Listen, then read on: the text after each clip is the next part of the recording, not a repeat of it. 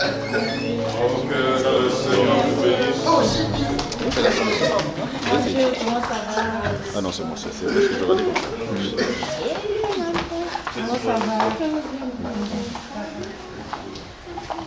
Que le Seigneur vous bénisse abondamment. Soyez abondamment bénis.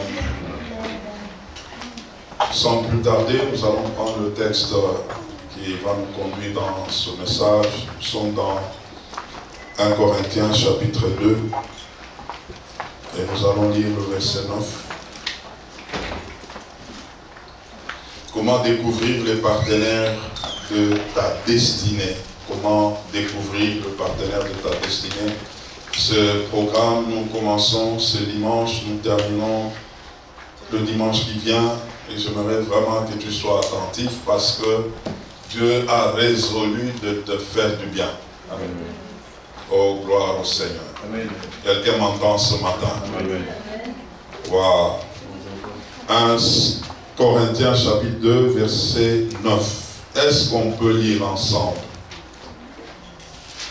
Mais, comme il est écrit, ce sont des choses que l'œil n'a point vues, que l'oreille n'a point entendu et qui ne sont point montées au cœur de l'homme.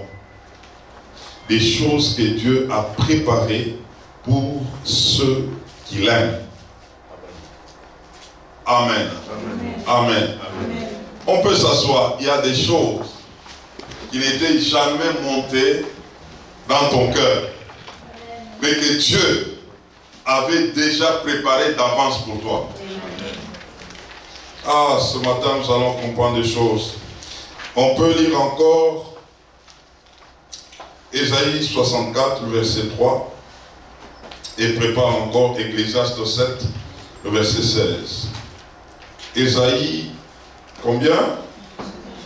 64, le verset 3. Nous sommes là.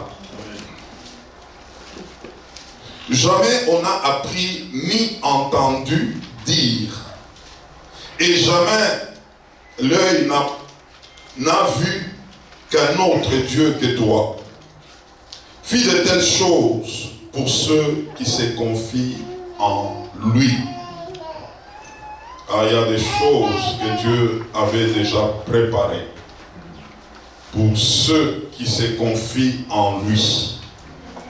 Et nous prenons Ecclésiaste chapitre 7 et le verset 16.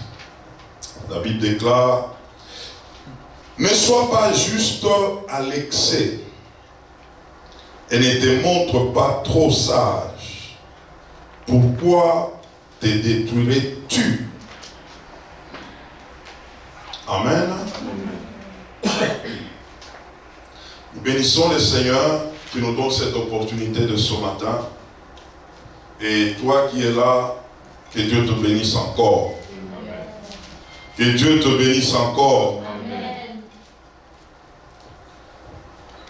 J'aimerais que tu m'aides à dire à quelqu'un qui est à côté de toi que dans la vie, il faut apprendre à respecter tout le monde parce que tu ne sais pas ce que Dieu a préparé pour quelqu'un.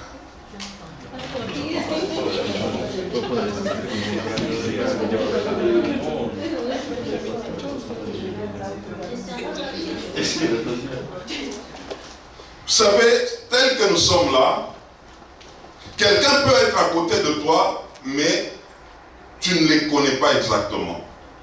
Il peut être ou elle peut être une surprise pour toi un jour. Et Dieu, il est terrible dans la dimension de cacher les choses. Dieu cache tellement les choses que nous ne pouvons même pas soupçonner que par tel point, quelque chose peut arriver. Suivez-moi très bien. Il y a des choses que même dans le rêve, même dans ton imagination, ça ne peut même pas passer. Mais Dieu, lui, avait déjà préparé ça. Proverbe chapitre 25, le verset 2, nous dit, la gloire de Dieu, c'est de cacher les choses. Dieu est terrible dans sa manière de cacher les choses. Vous savez, un jour, le prophète Élisée était avec son serviteur Géasi, pendant qu'il a fait que Géasi soit guéri, et puis après, plutôt Naaman soit guéri. Géasi après, il est allé contourner pour chercher le présent que Naaman voulait donner et que Élisée avait refusé. Il a pris ce présent. Mais dès qu'il est retourné, Élisée lui dit, mais qu'est-ce que tu viens de faire? Il voulait se justifier. Élisée lui dira, pendant que tu étais là, mon esprit était avec toi. Comme pour dire, Dieu m'avait révélé cela. Mais une femme qui avait eu un enfant par miracle, en passant par Élisée, et cet enfant était décédé. Pendant que la femme arrive, Élisée ne savait rien du tout. Jusque devant Élisée, Élisée s'était étonné pour dire, mais cette affaire ici, Dieu me l'avait cachée. Comme pour dire, il pensait qu'il pouvait tout percevoir de la part de Dieu. Il y a certaines choses que Dieu te cachera pour te montrer qu'il est Dieu et que tu apprennes à dépendre de lui. Amen. Dieu, c'est un Dieu qui ne nous montrera jamais tout. Sinon, tu ne seras plus dépendant de lui. Et dans sa gloire, il nous cache certaines choses pour que nous apprenions à marcher étant dépendants de lui. Et donc, si quelqu'un comprend ça, il doit craindre Dieu. Et il doit respecter tout le monde. Il doit considérer tout le monde. Parce que tu ne sais pas qu'est-ce que Dieu est en train de préparer. Mais il nous rassure ici dans 1 Corinthiens 2, le verset 9, qu'il a réservé des choses meilleures pour ceux qui l'aiment. Donc, tel que tu es là, je veux te rassurer, tu marches avec Dieu, il y a des choses que Dieu avait déjà mis en réserve pour toi. Amen. Par amour pour toi. Et il a fait de cette manière-là. Mais quelle chose? Comment? Je ne sais pas. Ce qui va me pousser à l'aimer et à bien le servir. Vous savez, mes bien-aimés, lorsque nous comprenons ces choses, nous allons cesser de servir Dieu par intérêt ou bien par un deal que nous faisons avec lui. Mais nous devons apprendre à servir Dieu par amour pour lui. Parce qu'en réalité, ce qu'il fait pour nous, c'est par amour qu'il a envers nous. Quelqu'un qui se prépare, il prépare des choses pour toi et ils appellent ça, ce sont des choses meilleures pour toi. Mais en réalité, quand tu regardes, qu'est-ce que tu avais fait déjà pour ces dieux-là? Et si nous comprenons cela, nous allons chercher un Dieu, non pas pour ce qu'il nous donne, mais par amour, parce que lui nous avait déjà aimé le premier. Ecclésiaste est en train de dire, ne sois pas juste en excès, ne sois pas sage en excès, sinon tu vas te détruire. Cette parole, pour bien la comprendre, elle renferme la dimension de quelqu'un, s'il veut se prévaloir, il doit comprendre qu'il y a un Dieu qui peut l'amener là où il peut arriver, mais pas de lui-même. Parce que c'est lui qui sait tout. Parce que c'est lui qui a des choses qu'il a cachées en réserve pour nous. C'est que même si tu arrives quelque part, réalise que tu l'as fait avec Dieu. Tu l'as réalisé avec Dieu. C'est de ça qu'il s'agit, où Dieu est en train de nous amener à comprendre que nous ne devons pas nous prévaloir être sages à nos propres yeux. Il y a quelqu'un qui fait que des choses se passent dans ta vie. Vous savez, ce texte d'Ecclésiaste qu'il a écrit, c'est Salomon. Mais Salomon, avant d'écrire Ecclésiaste, il avait commencé par écrire Cantique des Cantiques. Et dans les Cantiques des Cantiques, Salomon était encore jeune. C'est pourquoi il admirait la beauté extérieure. Dans sa jeunesse là, il avait demandé, c'est vrai, la sagesse à Dieu. Mais Dieu l'a amené dans une dimension, dans la sagesse de la jeunesse, lui a commencé à apprécier. Et il a apprécié, il a décrit toute la femme, comment est-ce qu'elle est, et d'une manière profonde. Et là, on sent que c'est la jeunesse qui parlait. Mais après Cantique des Cantiques, c'est là que Salomon a écrit le Proverbe. Là déjà, il commençait à atteindre une dimension de la maturité, de la sagesse. C'est comme ça que dans le Proverbe, vous allez comprendre le langage de Salomon, c'est un langage de quelqu'un qui commence à faire attention. Commence à faire attention, commence à expliquer aux gens, il ne faut pas rester en Cantique des Cantiques. Il faut monter maintenant dans les Proverbes. Parce que Cantique des Cantiques peut t'amener même sous la terre vite. Maintenant, il prend Proverbe et il commence à expliquer Proverbe. Que tu peux voir Cantique des Cantiques, mais après que Cantique des Cantiques là, ça te demandera d'être sage. Parce qu'il y a certaines choses que tu peux tirer de là, mais si tu les utilises mal, ça peut te faire couler. Mais maintenant, en Ecclésiaste, ça c'est la haute sagesse. Quelqu'un qui a vécu Cantique des Cantiques, il a vécu Proverbe, maintenant il va en Ecclésiaste, là il commence à parler pour prévenir. Et présentant l'homme devant Dieu. C'est pourquoi dans Ecclésiaste, il parle souvent de vanité, tout est vanité. Quelqu'un qui peut parler comme ça, c'est lorsqu'il a vu Cantique, lorsqu'il a vu Proverbe, et là, il s'est dit non. Ici, devant nous, on doit craindre quelqu'un, on doit craindre Dieu. Parce que nous allons vers Dieu.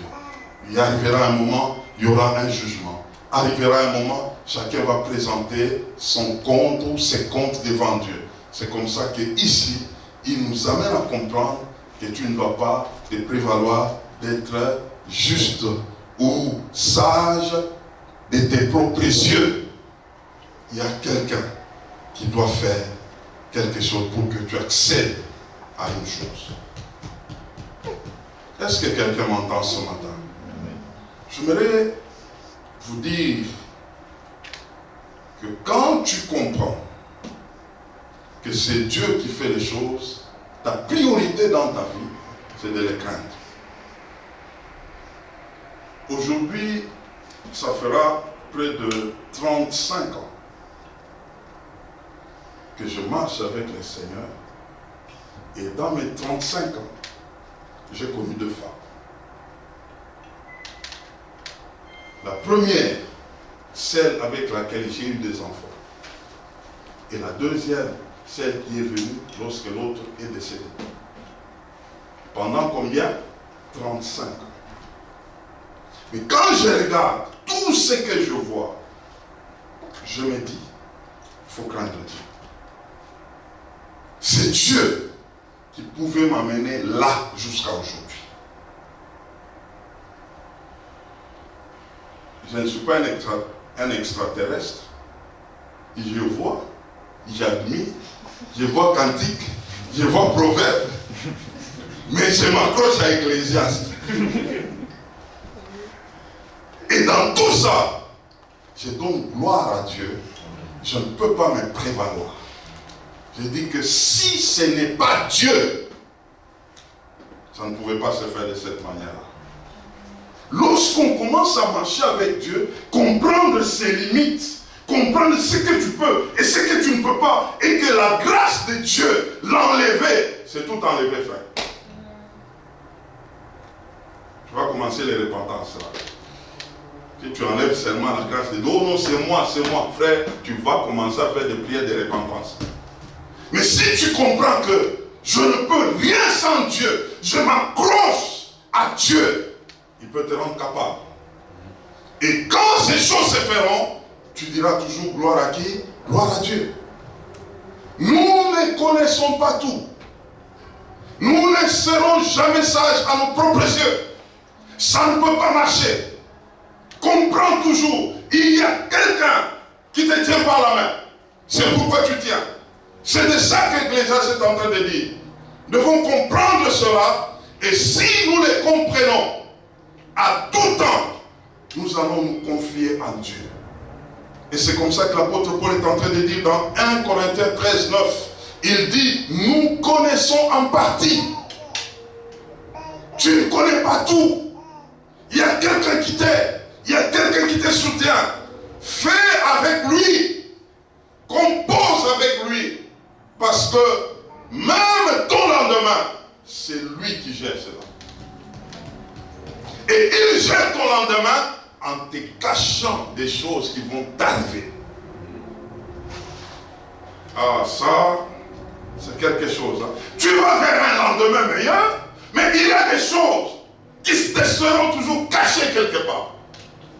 Et donc, il est sage de m'accrocher à ces dieux-là. Parce que il a en réserve. Il a en réserve. C'est pourquoi je vous dis, mes frères, mes soeurs, ne tombez jamais dans le piège de mépriser les gens. Tu ne sais pas. Tu ne sais pas ce que Dieu a déjà préparé. Quelqu'un que tu ne peux même pas réaliser que quelque chose peut venir de cette personne-là et un jour tu t'étonnes. Je dis, mais c'est la personne qui passait à côté de moi. Des fois même, elle me posait des questions, je dis, ah, va là-bas, va là-bas, va là. Et pendant que c'était une personne réserve pour toi.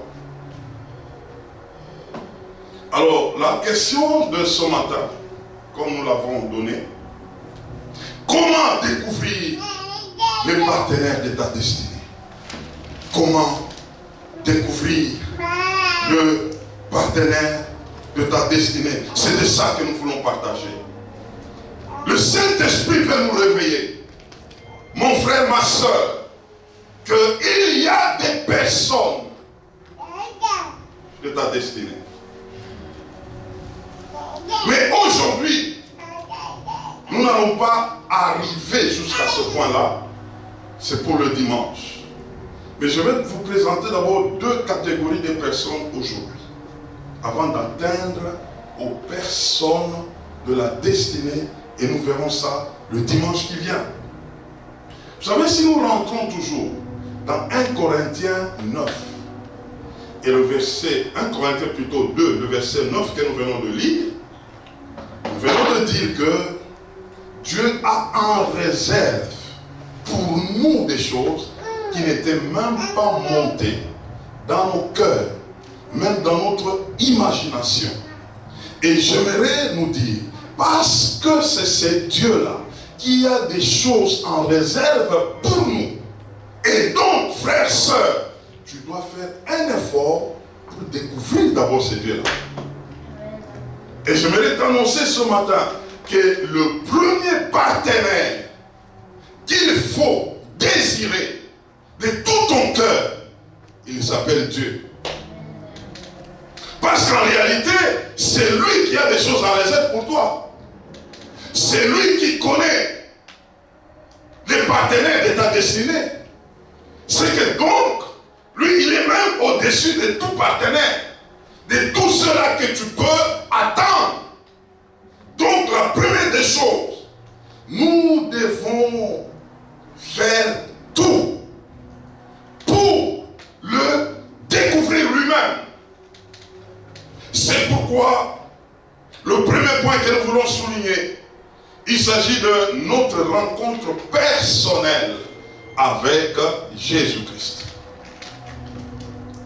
Si nous voulons comprendre comment rencontrer les partenaires de notre destinée, il nous faut premièrement expérimenter notre propre rencontre avec qui? Avec Jésus-Christ lui-même. Vous savez, mes frères, aujourd'hui, beaucoup de personnes rencontrent des églises, rencontrent des pasteurs, rencontrent des prophètes, rencontrent même des bâtiments, mais sans rencontrer Jésus.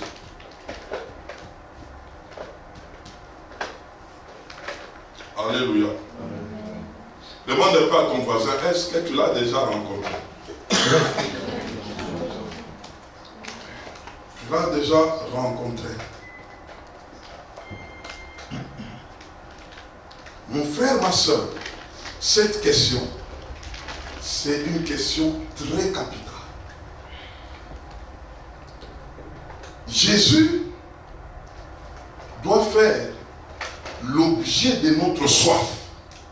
Ça, c'est en premier. Quelqu'un qui veut expérimenter cette rencontre, ça doit commencer par une soif excessive. Lorsque quelqu'un a soif de l'eau, tu lui donnes un autre produit, il te dira, moi j'ai besoin d'abord de l'eau. Et l'eau est vitale pour le corps. Tout comme le salut est vital pour ton esprit. Vous savez, Dieu, dans sa manière de faire, c'est lui qui a bâti l'homme. Et dans l'homme, il a mis un produit. Ce produit-là se trouve dans ton esprit, qui ne peut étancher sa soif que lorsque Jésus entre dans ton esprit. C'est ce que Ecclésiaste 3:11 dit. Dieu a mis dans l'homme la pensée de l'éternité. C'est un besoin que Dieu a placé dans l'homme. C'est pourquoi quelqu'un peut tout avoir, mais s'il n'a pas le salut, c'est un peu bizarre quelque part. C'est comme si les choses ne se conviennent pas. C'est Dieu qui a placé cela. C'est comme un truc là, et le truc en question est au centre de l'homme. Tant que Jésus n'entrera pas, la personne ne sera jamais satisfaite. Quel que soit ce qu'elle peut avoir. Parce que c'est le concepteur qui a fait cela. Vous allez voir quelqu'un, des fois c'est comme s'il se réveille, il dit, si je vais aller où? Et puis bon, non, laissons seulement, il continue à autre chose. Et puis, c'est la chose là. C'est comme une puce qui doit placer dans l'homme. Et elle est en train de chercher l'éternité. Ça va, tu vas aller où? Ça va se passer comment? Jusqu'à ce qu'un jour, ça va t'inviter à la rencontre du Seigneur. Alors, la soif là, lorsqu'on a tellement soif, ça va te pousser à un désir. Désirer la chose. Et quand il y a désir, c'est là qu'on peut commencer même à rechercher la chose. Dieu ne travaille pas avec des gens qui ne cherchent pas. C'est les assoiffés de Dieu qui croisent Dieu. Pas des personnes indifférentes. Tu es indifférent, c'est comme si tu repoussais Dieu. À la soif, nous devons joindre quoi? Le désir. Je veux obtenir, je veux saisir, je veux comprendre comment est-ce que ces dieux-là font des choses. J'aimerais les rencontrer. Ah, Dieu va se laisser trouver. Mais si tu ne les fais pas avec un désir, Dieu restera loin. Je parlais de la soif, n'est-ce pas? Je parlais du désir. Et il y a un troisième élément le plus important, c'est la qualité du message de la personne qui désire. Et ça, l'Église nous a créé un peu de problème. Quel que soit ce que tu veux, mais lorsqu'on te présente autre chose à la place de ce que tu veux, tu peux passer à côté. Et donc c'est pourquoi aujourd'hui il peut y avoir des personnes qui avaient le désir excessif de Dieu, mais ils ont reçu un mauvais message. Viens à Jésus, tu auras, tu feras, tu seras. tu obtiendras, tu arriveras. C'est un mauvais message. C'est un mauvais message. Et il y a des gens qui sont allés à Jésus avec un tel message. Ils arrivent pour obtenir ce qu'on les avait promis. Et ce qu'on t'a promis, si tu l'obtiens, tu as atteint ton objectif. Quel est le message? C'est de démontrer ce que Jésus a fait pour toi. Vous savez, nous rentrons toujours dans 1 Corinthiens 2:9. Dieu avait réservé des choses pour ceux qui l'aiment.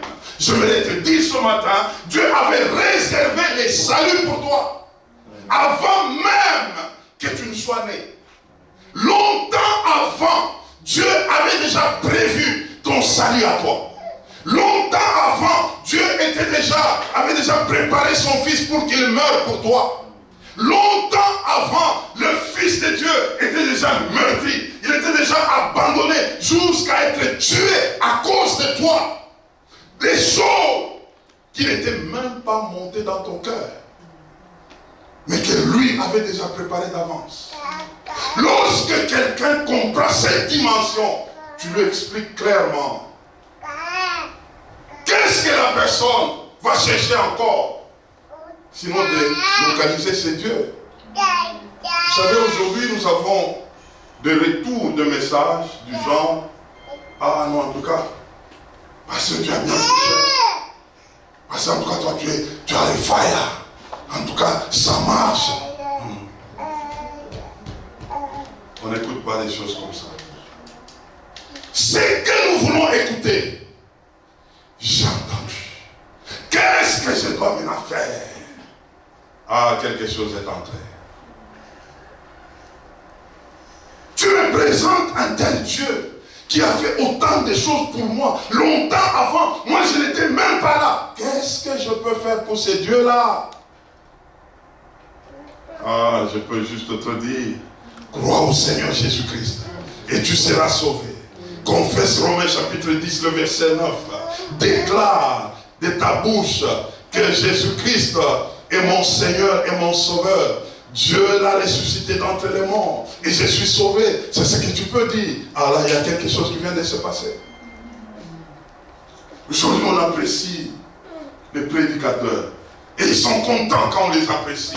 Mais celui qui t'apprécie, où est-ce que tu l'as amené?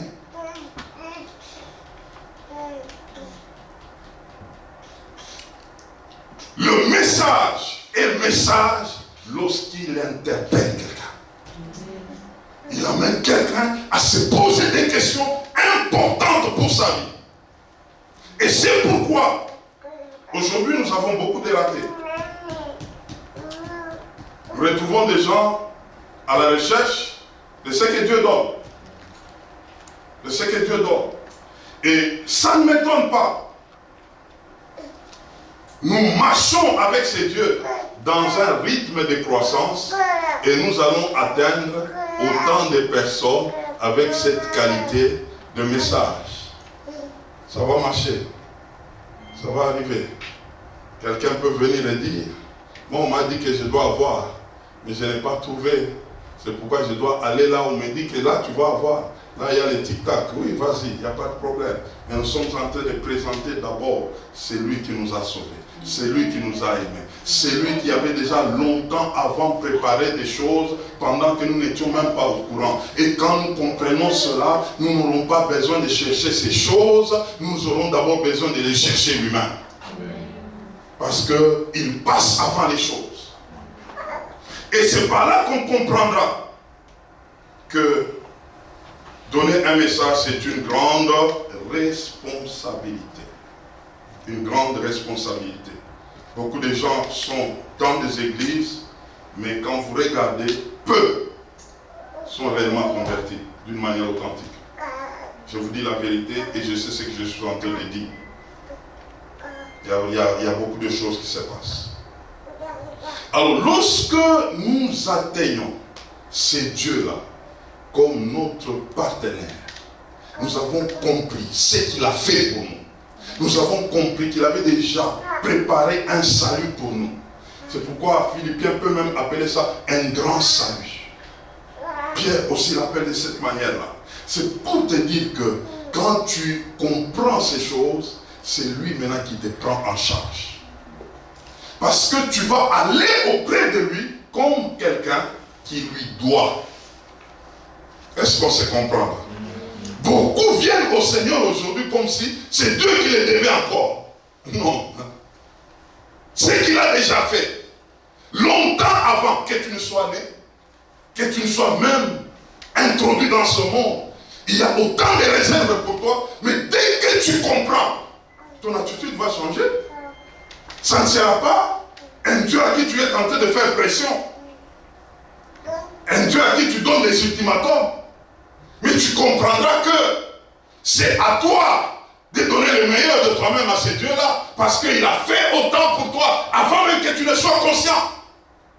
Alors c'est par là que quand tu te donnes à lui, maintenant il te prend en charge, il commence encore à te conduire et en préparant des circonstances, en préparant des rencontres, des choses encore en ta faveur. Ah, quelqu'un m'entend? Alors, aujourd'hui, nous allons voir juste deux rencontres.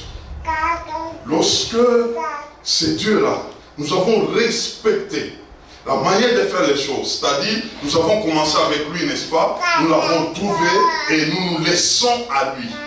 La première phase de rencontre, Dieu préparera pour nous les Ananias ou bien les Philippe. Ananias ou Philippe. Et je te dis ce matin, une de preuves que tu l'as rencontré, après lui, tu croiseras un Philippe.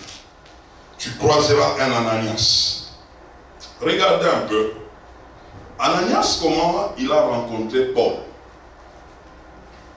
C'est Dieu qui avait suscité Ananias lorsque Paul a rencontré Jésus sur le chemin de Damas. Il tombe, Dieu lui parle, il s'échange avec Dieu et le Seigneur Jésus lui dit, va sur une rue qui s'appelle la droite, tu rencontreras un monsieur qui répond au nom de qui? D'Ananias. Il te dit là ce que tu dois faire.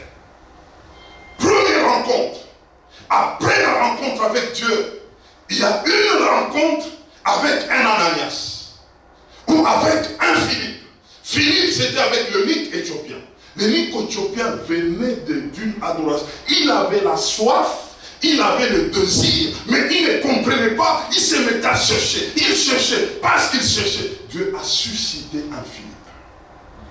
Il dit, va là-bas, va les rencontrer. Lorsque Ananias a rencontré Paul, il a fait deux choses. Premièrement, il a baptisé. Deuxièmement, il a prié pour lui et les écailles qui étaient dans ses yeux étaient tombées. Il te pousse à voir clair par rapport à ta destinée. C'est comme des gens, mais la rencontre avec Ananias et même avec Philippe, ce sont des rencontres soudaines. Des rencontres de tout à coup, des rencontres qui ne durent pas. Mais ce sont des personnes que Dieu met sur ton chemin pour te booster vers ta destinée. Ce n'est pas des personnes qui vont rester avec toi, mais c'est des personnes portes. Tu ne passes pas par là, tu ne verras pas clair. Et Dieu le prépare d'une manière stratégique. Pour que lorsque tu crois cette personne, tu feras un autre pas. Tu ne les croises pas, tu resteras stagnant. Et Dieu, dans sa stratégie, après sa rencontre, il y a un Ananias qui t'attend. Il y a un Philippe qui t'attend. Il va te dire, la porte est là, passe par là. Joseph avait rencontré un tel monsieur. Et ce monsieur-là, avec Paul et Émile Éthiopien, on a donné les noms.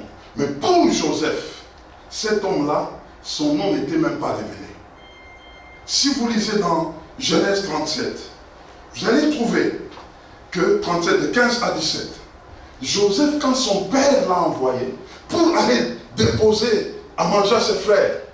La Bible déclare, Joseph, pendant qu'il allait, il fut à un moment, il ne connaissait plus le chemin. La Bible dit, il commençait à tourner. Il va à gauche, il va à droite, il connaît. Mais il y a eu un homme. La Bible dit, il a rencontré un homme. Et cet homme-là, la paix lui dira, mais je te vois en train, tu vas ici, tu vas là-bas, tu as perdu le chemin. Qu'est-ce qui se passe? Dis non, je cherche mes frères. L'homme là lui dira, je les ai entendus dire qu'ils sont à Dothan. Va à Dothan. Mes frères, le chemin qu'on a montré à Joseph, c'est le chemin qui l'a amené vers sa destinée. Il y a des gens stratégiques, j'ai pris. Et cet enseignement, c'est pour qu'après ça, nous allons prier avec vous ici. Il y a des gens, dès que tu les crois, 2 minutes c'est beaucoup. Tu entres dans ta destinée. Il avait seulement une seule information. Une seule, pas deux. Et puis pour, même pas peut-être une seconde, mais juste l'information. Vous savez, il y a des choses qui nécessitent, ma soeur, juste une information. Une information. Et Dieu, dans sa manière de faire, tu es passé par lui, il va te préparer quelqu'un. Et cette personne-là, on n'a même pas besoin de connaître son nom. C'est parce que Dieu l'a seulement placé. Lui te dira seulement, tu vois là-bas, là, pas seulement là. Tu arrives là, tu retrouves toutes choses, tu dis, mais Seigneur, mais il a fallu un homme. Un homme. Un homme. C'est pourquoi dis encore à ton voisin, il faut respecter tout le monde. Pour Joseph, on n'a même pas donné son nom. Il a rencontré seulement un homme. Et cet homme lui a dit, j'ai seulement entendu. Ce que tu cherches là, ma soeur, ce que tu cherches là, il y a quelqu'un qui avait entendu ça. C'est que le vrai problème, dès que tu les croises, tu arrives. Et la personne là n'était même pas montée dans ton cœur, ni dans ton imagination, ni dans tes pensées. C'est quelqu'un que tu peux même le passer comme ça. Et pendant que tu passes la personne là, si tu avais un visage fermé, tu vas rater l'information, frère. Mais si tu es passé là-bas, tu as fait comme un petit sourire, puis tu commences à tourner, tu tournes, et dis, c'est celui qui m'a fait un petit sourire. Dis, qu'est-ce qu'il y a? J'essaie de dire, c'est là. Problème réglé. C'est comme ça que Joseph a connu. Une seule information peut changer la cour de vie de quelqu'un. Une seule information. Une seule information. Même pas une minute. Joseph est arrivé. Ses frères lui ont dit, oh, on t'a trouvé. Maintenant c'est fini avec toi. On va te prendre. On t'amène avec les Ismaélites. On t'amène. Mais la clé, c'est qui? Un homme. Joseph pouvait rentrer. Hein? Il dit non, papa, j'ai tourné, et puis je n'ai pas trouvé, je rentre. Mais parce que il y a quelqu'un qui prépare les rencontres. Il y a quelqu'un qui prépare les croisements sur des carrefours avec des gens. Tu arrives quelque part, c'est comme si une personne ne voulait pas partir. Jusqu'à ce que tu viennes. Pendant qu'elle veut partir, Dieu est en train de lui dire, reste là, reste là. Il y a une rencontre que tu vas faire et après cette rencontre, tu peux partir. Mais pendant que toi, la chose n'est même pas montée en toi. Ni en rêve que tu rencontreras quelqu'un qui n'a même pas de nom. Tu ne sais rien. Et d'ailleurs, tu peux penser à quelqu'un qui n'a pas de nom. Souvent, tes pensées vont à ceux-là que tu connais, non? Ceux-là que tu connais. C'est pourquoi, frère, commençons d'abord par nous connecter à ce Dieu-là. À faire notre rencontre avec ce Dieu. Quand je regarde un enfant de Dieu, je dis toujours, c'est une bombe. Bombe à retardement. Parce que tu traites avec quelqu'un qui avait déjà des choses en réserve pour toi. Et des choses qui sont meilleures. Mais ces choses-là, tu ne les maîtrises pas. Mais ces choses-là sont vraies. Sont réelles. Ah frère, faut bien me regarder. Hein. Ah, parce que demain là, ça peut être quelque chose, tu ne sais pas comment ça s'est passé. Tu ne comprends pas toi-même. Vous savez, humblement, il y a des gens qui ont présenté des principes. Bon, le principe pour accéder à la percée. Premièrement, il faut faire ça. Deuxièmement, il faut faire ça. Troisièmement, il fallait qu'ils mettent quelque part. Cinquièmement, on ne connaît pas. Parce que là, il y a quelque chose que lui-même sait comment il va faire. Avec Dieu, il faut laisser toujours un endroit. Là, tu dis, ça c'est propre à qui? À Dieu. Ça c'est propre à Dieu. Et dans ce qui est à Dieu, ça reste caché pour que toi et moi, nous restons toujours attachés à qui? À Dieu. Très important. Alléluia. Amen. Quand je parle de ces choses, un jour c'était en 2001, Dieu m'a parlé de la mission. Tout jeune marié, j'ai dit, ça va se passer comment? Quitter ma ville, Kinshasa, il faut aller en Zambie avec 2 petits-enfants et leur mère, comment bousculer une famille. Nous arrivons dans une province, à Lubumbashi, attendant que de là que nous puissions maintenant prendre la Zambie. J'étais en train de me poser des questions. Vous savez, on est parents, ça va se passer comment? La femme est là, les enfants. On sort un peu avec un ami, on arrive dans un coin, on trouve une dame. En fait, elle passait avec d'autres dames, une jeune dame. L'ami là me dit, tu vois la dame là? Elle vient du Cameroun, elle est camerounaise, on l'a présentée à notre église comme missionnaire. Mais quand tu la regardes, moi je l'ai regardée, elle avait des chaussures un peu bizarres. J'ai dit, c'est quelle mission? Quand il a parlé des chaussures bizarres, le Saint-Esprit m'a dit, c'est ma servante. J'ai dit, arrête ça.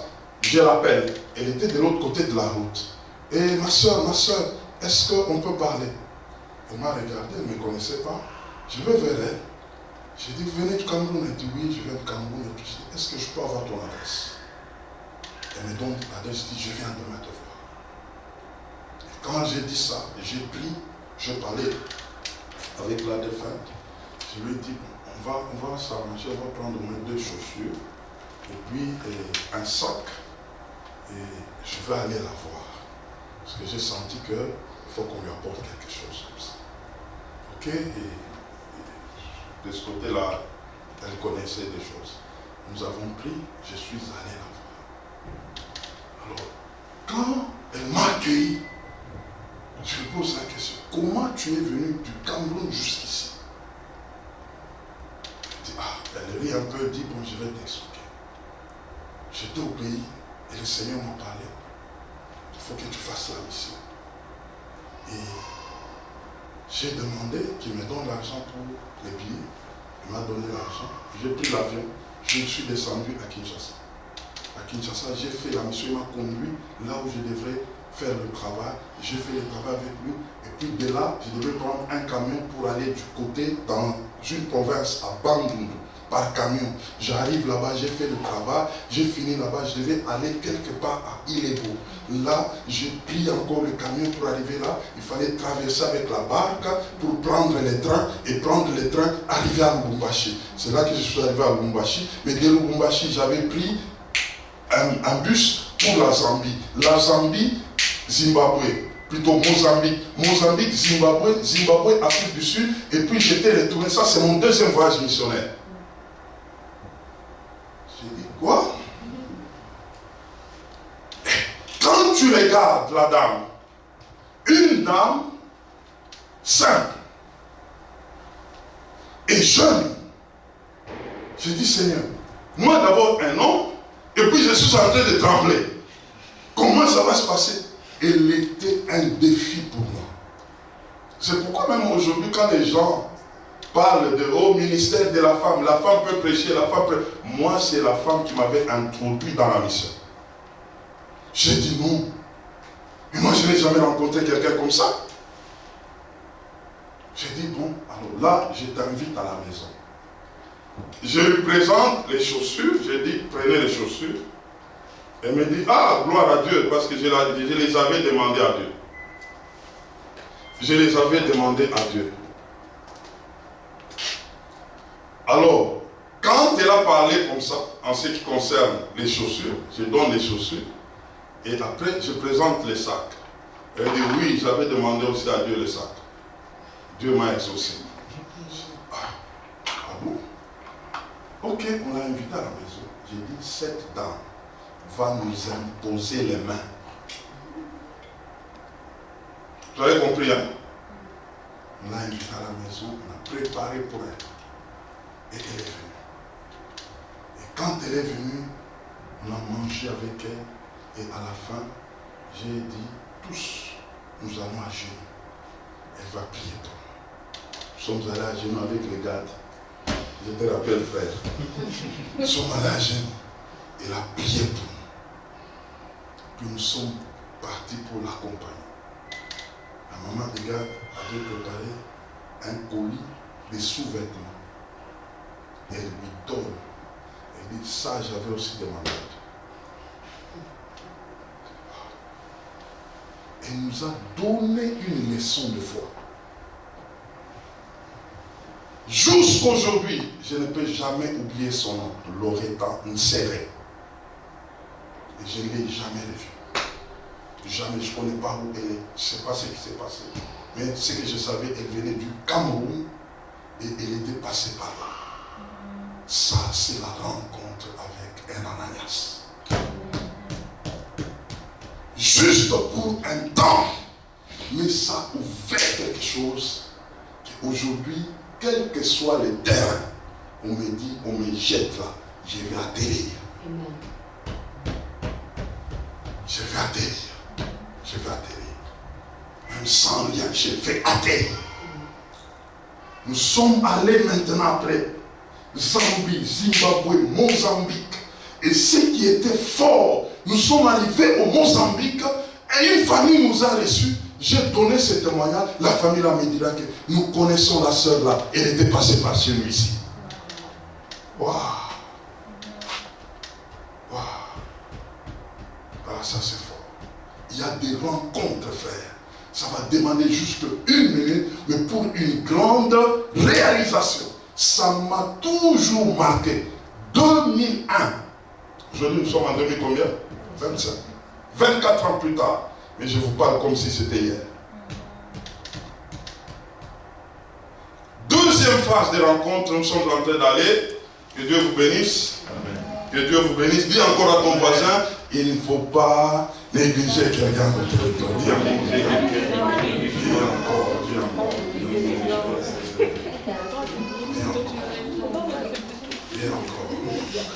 Dieu il est terrible, frère. Dieu il est terrible.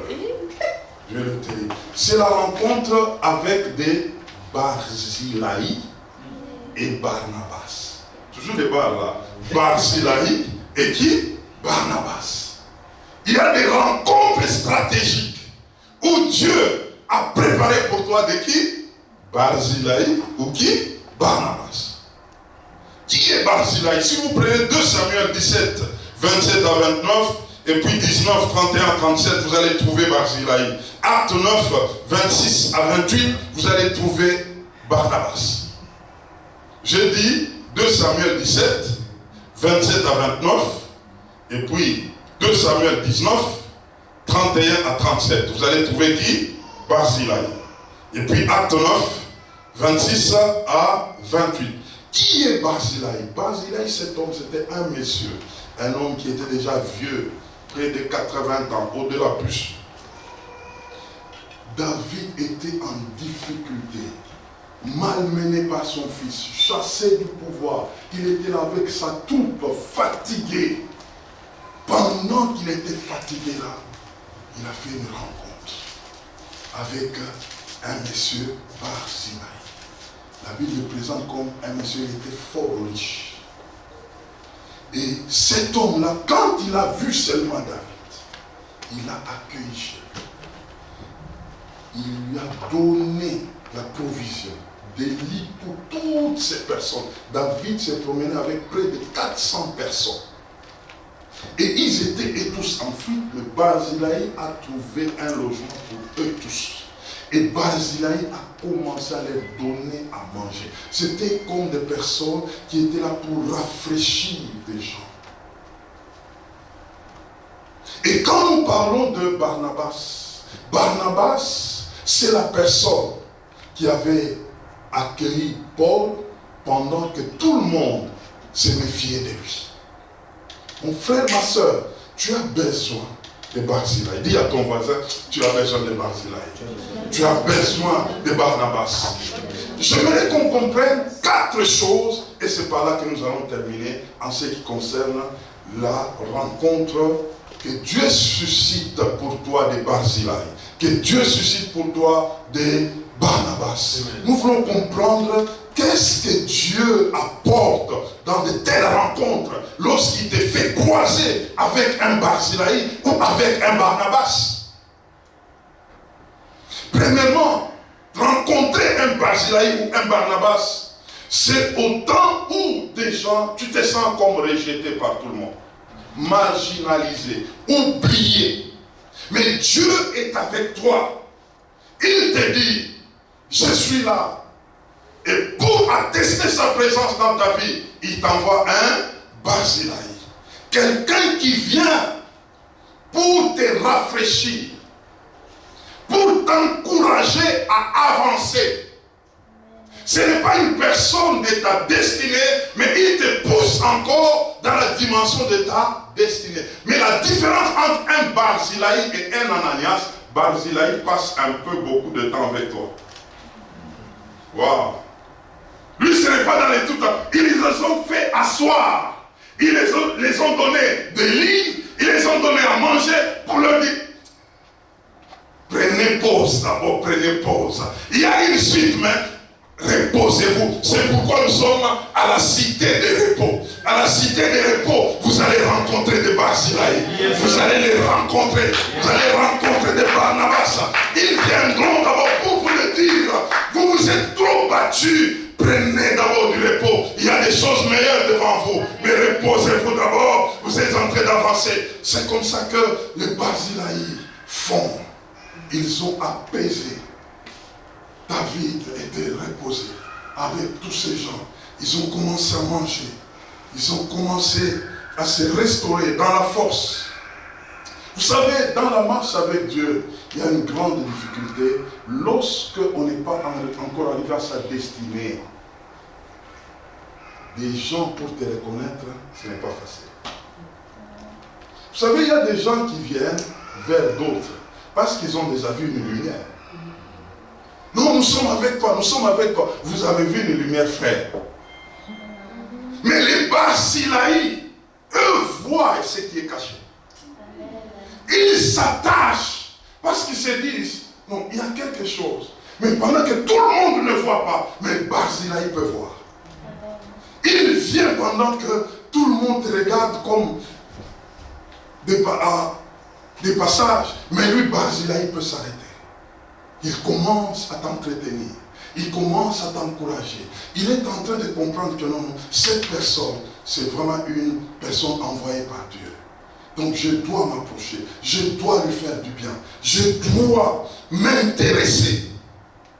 Et c'est comme ça que l'apôtre Paul aussi, la même chose. Pendant que tout le monde avait les cachets de Paul, que cet homme était un meurtrier, mais Barnabas s'était approché de lui.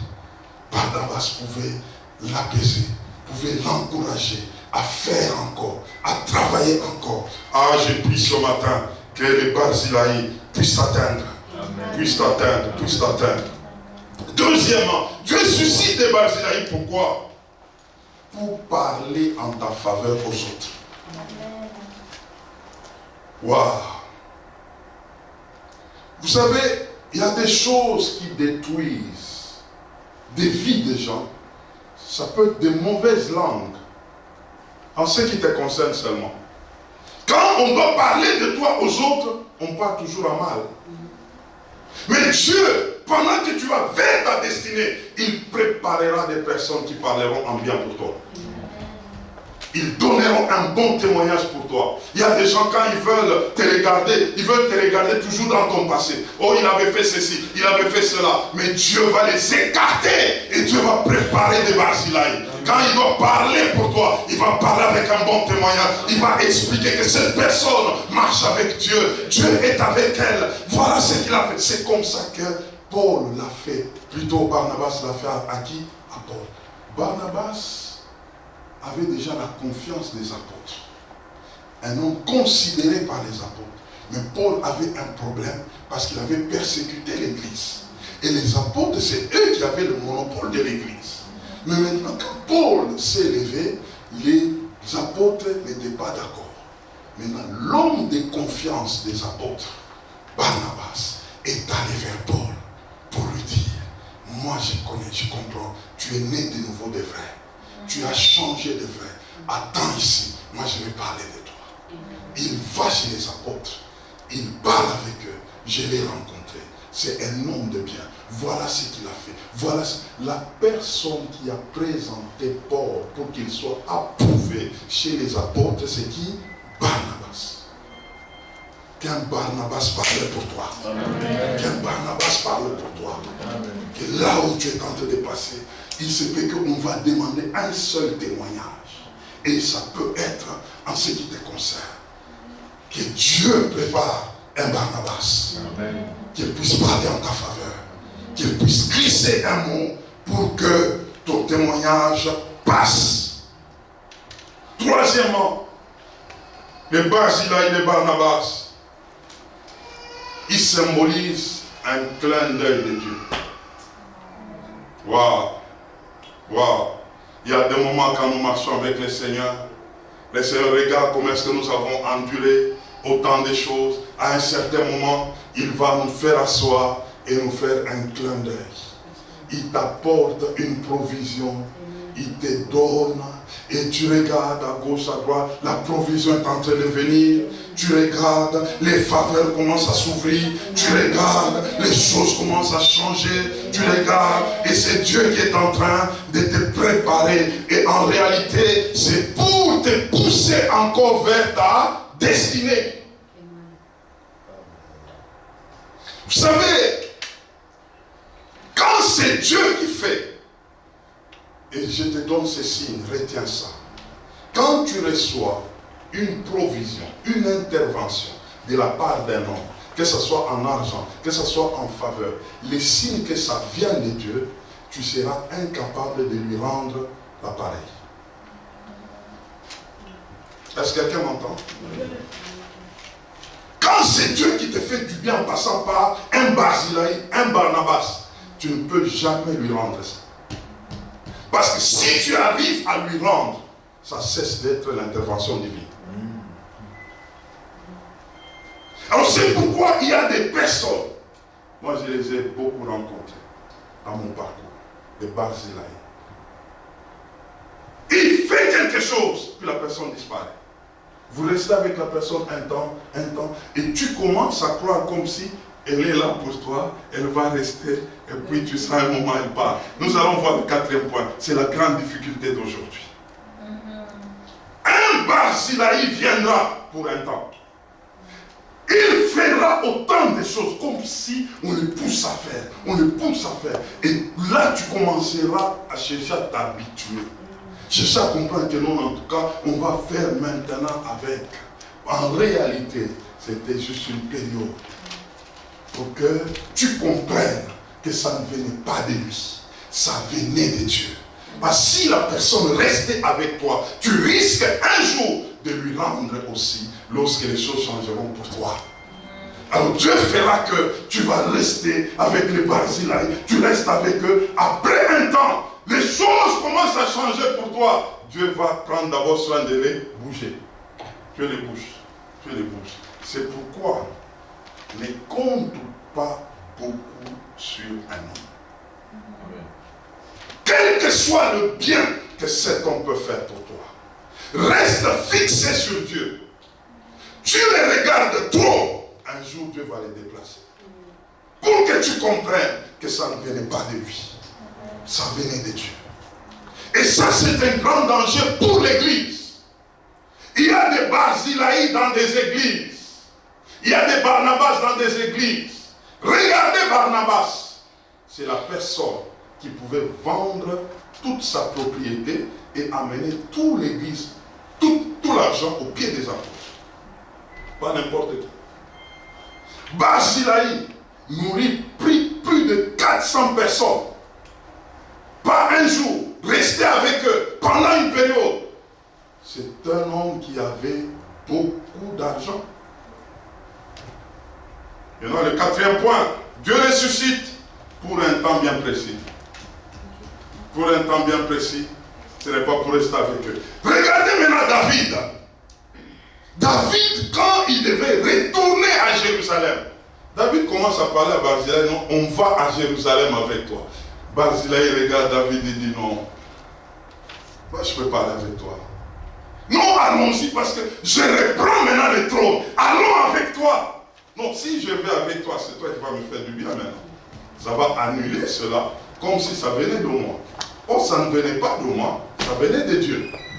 Moi, je n'étais qu'un instrument pour ton parcours vers ta destinée. Ce n'était pas pour que moi je sois une personne de la destinée. C'est différent. David a insisté, Barzilai a dit non. Je ne peux pas aller avec toi. Vous savez, lorsqu'on ne sait pas discerner les Barzilai, Dieu les bouge dans ses méthodes. Paul et Barnabas se sont séparés. Il y a eu une forte discussion avant qu'ils ne se séparent. Parce qu'en réalité, Paul voulait prendre Barnabas comme un acquis. Donc c'était pour une période. Barnabas n'était qu'une porte périodique pour l'amener dans sa destinée. Est-ce que quelqu'un me comprend? C'est pourquoi il y a des gens qui bougent. Tu étais quelque part, tu étais là-bas périodiquement. Tu arrives quelque part, c'est le temps de ta destinée maintenant, tu comprendras que les choses vont changer. Ça, on parlera dimanche. Tu vas comprendre ça. Il y a tout un parcours. Pourquoi? Tu es passé par là, tu es passé par là, et là tu arrives à Saint-CR, on commence à te parler des choses de ta destinée. Alors écoutez l'affaire de Barnabas. Je suis en train de terminer. Paul était bien présenté par les apôtres. Barnabas l'a bien présenté, ils ont commencé à travailler ensemble. Ah, la Bible est sage. Hein? Quand vous regardez Acte 9, c'est Barnabas qui a croisé Paul, qui parle avec Paul. Et il va les recommander chez les apôtres. Acte 10, Acte 11, la mission commence. Et la Bible parle de Paul, plutôt Barnabas et Paul allèrent. Acte 12, Barnabas et Paul allèrent. Acte 13, Barnabas et Paul allèrent. On commence acte 14. Paul, Barnabas allèrent. Paul, Barnabas allèrent. 15, Paul, Barnabas allèrent. Et nous arrivons 16, 17. Nous commençons maintenant Paul, Paul, Paul, Paul. Et puis Paul, Silas. Paul, Timothée. Paul s'est séparé de la personne périodique pour atteindre maintenant les personnes de la destinée. C'est comme ça qu'entre Paul et Timothée, nous retrouvons aussi un Timothée, deux Timothées. Ce sont des fils de la destinée. Silas et Paul, fils de la destinée. Et nous retrouvons que Paul avec Timothée, Silas, ils ont retrouvé même ce que nous appelons les compagnons d'œuvre. Les compagnons d'œuvre, ce sont des compagnons de la destinée. On va voir ça dimanche. Tu es à quelle phase? quelle phase? Tu es à quelle phase? Et les personnes de la destinée, on ne les sépare pas. Seulement la mort peut les séparer. Il y a une histoire qui est en train de s'écrire avec Samson. Il y a une histoire. Il y a une histoire. Il y a une histoire. Avec des personnes de la destinée. Il se peut qu'il y avait quelqu'un qui était passé par ici. Il se peut que ce n'était qu'un Ananias. Il y a quelqu'un qui pouvait passer. Il se peut que c'était un Barzilai ou un Barnabas. Et j'aimerais te dire, les personnes de la destinée ne passent jamais. Les Silas, les Timothée, les compagnons d'œuvre ne passent jamais. Nous allons nous incliner.